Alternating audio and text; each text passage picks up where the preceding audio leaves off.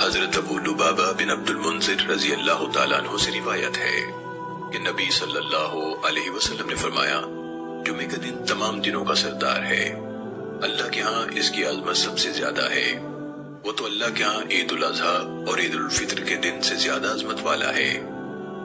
اس میں 5 باتیں ہیں جو اس کی افضلیت کا باعث ہیں۔ اس دن اللہ تعالیٰ نے آدم علیہ السلام کو پیدا فرمایا، اسی دن اللہ نے آدم علیہ السلام کو زمین پر اتارا، اسی دن اللہ تعالیٰ نے آدم علیہ السلام کو فوت کیا۔ اس دن میں ایک ایسی گھڑی ہوتی ہے کہ اس میں بندہ اللہ سے جو کچھ مانگے اللہ اسے وہی کچھ دے دیتا ہے، جب تک کسی حرام چیز کا سوال نہ کرے۔ اسی دن قیامت قائم ہوگی، ہر مقرب فرشتہ، آسمان، زمین، تمام ہوائیں، پہاڑ اور سمندر جمعے کے دن سے ڈرتے رہتے ہیں۔ سنن ابن ماجہ حدیث نمبر 1084۔